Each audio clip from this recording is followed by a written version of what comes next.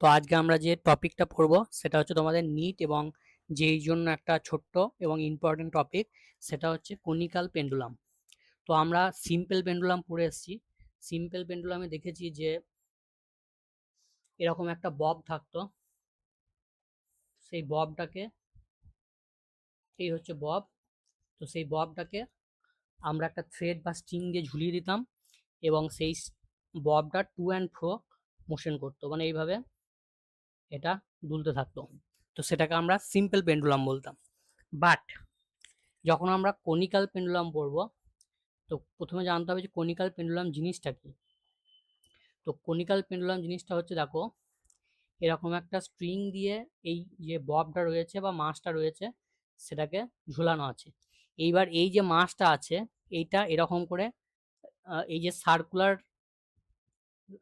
Plane রয়েছে, এই circular প্লেনে তোমার রোটেট করবে। তাহলে রোটেট করলে এই যে জিনিসটা আছে, মানে এই যে স্ট্রিংটা রয়েছে ইয়েলো কালারের, এই স্ট্রিংটা কি করবে, একটা কোণ তৈরি করবে, এখানে একটা কোণ তৈরি করবে এরকম। সাপোজ আমি এই অ্যাঙ্গেলটা ধরে নিচ্ছি থিটা। আচ্ছা, এইবার এই যে ববটা রয়েছে, দাঁড়াও এক মিনিট দাঁড়াও, এই যে ববটা রয়েছে, এই ববটার ওপর কি কি ফোর্স কাজ করবে, সেটা হচ্ছে mg, নিচের দিকে কাজ করবে। আচ্ছা, আর টেনশনটা এদিকে কাজ করবে। এবার তুমি টেনশনটাকে দুটো কম্পোনেন্টে রিজলভ করে নাও, তাহলে এই দিক বরাবর একটা হবে আর এই দিক বরাবর একটা হবে। আচ্ছা, এই অ্যাঙ্গেলটা যদি থিটা হয়, এই অ্যাঙ্গেলটা যদি থিটা হয়, তাহলে এই অ্যাঙ্গেলটা থিটা হবে। তার মানে এই দিকের কম্পোনেন্টটা তুমি কত বলতে পারবে, টি কস থিটা, আর এই দিকের কম্পোনেন্টটা কত বলবে, টি সাইন থিটা। তাহলে টি কস থিটা কাকে ব্যালেন্স করবে, এমজি কে ব্যালেন্স করবে। তাহলে ইকুয়েশন দুটো কি হবে, T cos theta equals to M G, আর টি সাইন থিটা যেটা, সেটা কি করবে, টি সাইন থিটা হচ্ছে এটার সেন্টিপিটাল ফোর্সটাকে প্রোভাইড করবে।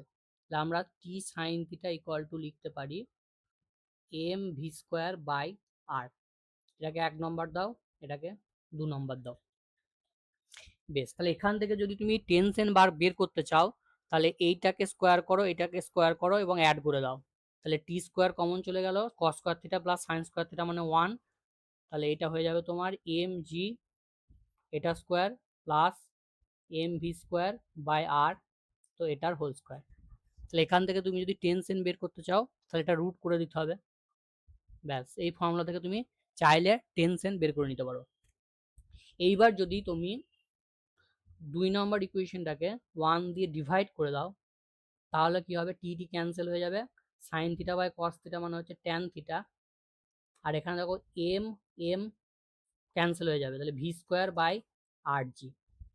তাহলে এখান থেকে ভি ইকুয়ালস টু বেরিয়ে যাবে তোমার root over of G R tan theta.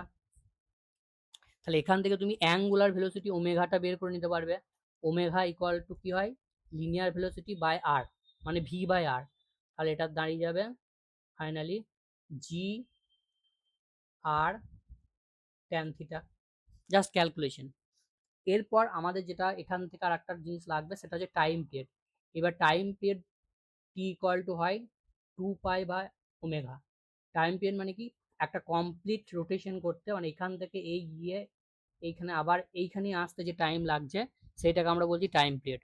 তাহলে এখানে তুমি 2 পাই আর ওমেগার জায়গায় এই ভ্যালুটা বসিয়ে দাও, তাহলে ফাইনালি আমার কত আসবে, 2 pi root over of R by G tan theta. ঠিক আছে, তাহলে এই হচ্ছে আমার কমপ্লিট কনিক্যাল ফ্লাক্সের কনিক্যাল পেন্ডুলামের হচ্ছে তোমার থিওরেম। এবার এই থিওরেম থেকে তোমাকে নানা রকম কোশ্চেন দিতে পারে। জাস্ট থিওরেমটার যে কনসেপ্টটা সেটা হচ্ছে এটা। ঠিক আছে।